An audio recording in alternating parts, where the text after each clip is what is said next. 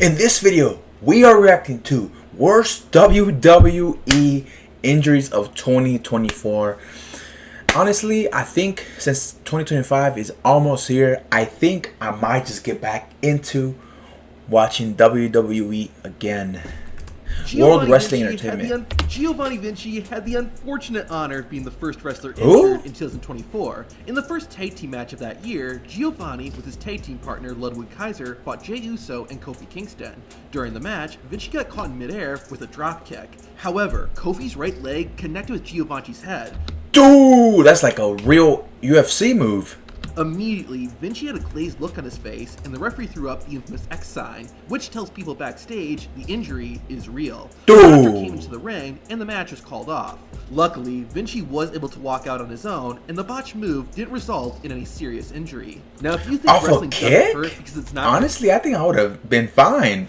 Off a kick? You mean to tell me he got injured off of that? Still fighting? Then watch this clip. In May 2024, Sheamus and Gunther competed in a match that went on for 21 minutes. Both men hit each other 21 hard, minutes. but Gunther hit a bit harder. And the commercial break. Oh, my goodness! Literally, Gunther had his handprints on Sheamus' body. By the end of the night, the Celtic Warrior looked like he had gotten sunburned. Now here's what's really insane. Sheamus actually got it worse in another match. Several months later, the Celtic Warrior fought Pete Dunne in a good old-fashioned Donnybrook match. The two beat each other with sticks, paddles, and cricket bats. They're never on the defensive. Oh no, the cricket bat! While Sheamus did win, the match left his back looking bruised and abused. Damn! The New Year's edition of SmackDown 2024 treated fans to a triple threat main event between Randy Orton, AJ Styles, and LA Knight. During the match, Styles hit LA with a springboard 450. However, as he was coming down, AJ's elbow landed on Knight's face. The impact busted LA Knight open, and while it didn't look good, LA wasn't seriously hurt. He wasn't concussed. Fortunately, the same can't be said for Seth Rollins. In early 2024, Rollins defended the World Heavyweight Championship against Jinder Mahal. Hey, Jinder Mahal needs to come back in 2025. Rollins hit a moonsault from the middle rope. When he landed, though, Seth injured his knee. It later turned out that Rollins suffered a partially torn meniscus and completely tore his MCL. Because of this, Seth had to alter how he hit the curb stomp for that match and all his future matches going forward. Unfortunately, due to upcoming storylines, Rollins wasn't able to get surgery until after WrestleMania 40. Damn! Speaking of WrestleMania, poor Seth got injured again during that show. At the granddaddy of them all, Seth Rollins defended his championship against Drew McIntyre. McIntyre landed a kick on Seth's face that made some real connection. The botched kick left Rollins with a black eye, and it only got worse as the match progressed. Being Seth's freaking Rollins, though, he continued to wrestle like nothing had ever happened. Injuries don't always happen in the ring. On the Raw after WrestleMania 40, the women's champion, Rhea Ripley, was attacked backstage by Liv Morgan. Morgan threw Ripley into a wall, which injured Rhea's AC joint, where the collarbone and shoulder connect. This forced Rhea Ripley not only to take time off, but also to vacate her championship, ending her title reign at 380 days.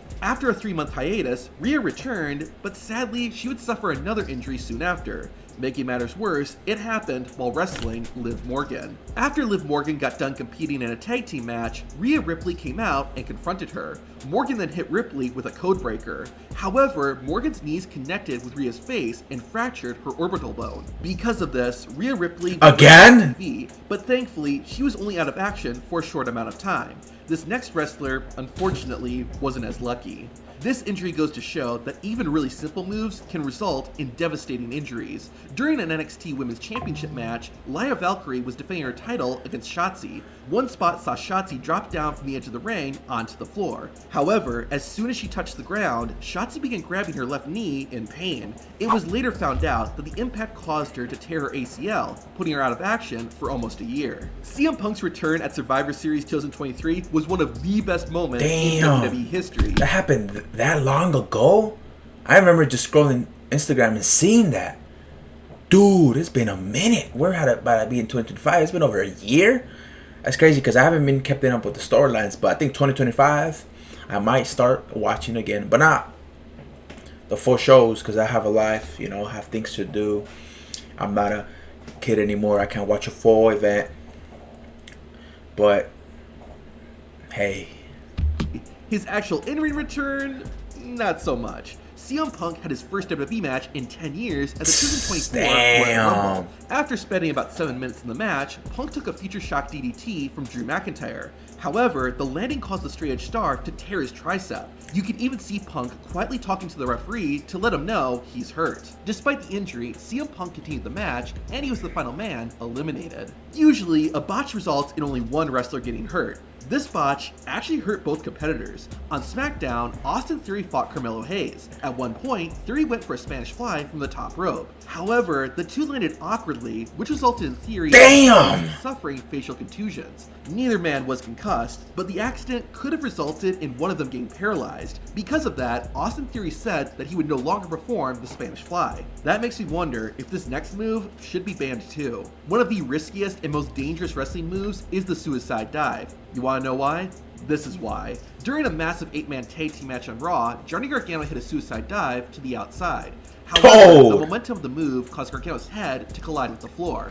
Thankfully, it looked worse than it actually was, and Johnny was able to continue the match. Unfortunately, this next wrestler wasn't as fortunate. The main event of Money in the Bank 2024 was a rough night for Tonga Loa. Loa accompanied the Bloodline for their match against Cody Rhodes, Randy Orton, and Kevin Owens. Now, listen to this. Acquired, and Cody now, Tonga Loa! Jeez. That sound was Tonga Loa's head hitting the commentary table. His mannerisms after the move make it look like he was legitimately hurt.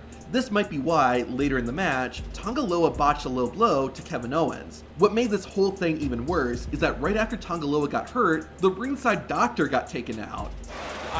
Someone might need to get a doctor for the doctor. Not long after his mommy got injured, Dominic Mysterio would also suffer an injury. During a match with Andrade on Raw, Dominic injured his elbow. No one knows exactly what caused the injury, but it might have happened when Andrade and Dom were exchanging Three Amigos. Shortly after the move, you can see Dominic favoring his elbow. This resulted in Dominic being out of in-ring action for several weeks and needing the assistance of an arm cast. Circling back to Rhea Ripley though, this poor woman took so much punishment in 2024. On Raw, Ripley is having a chat with Tiffany Stratton, which, in true wrestling fashion, turned into an all-out brawl. Rhea ended up getting thrown onto the mat by Raquel Rodriguez, but Ripley landed on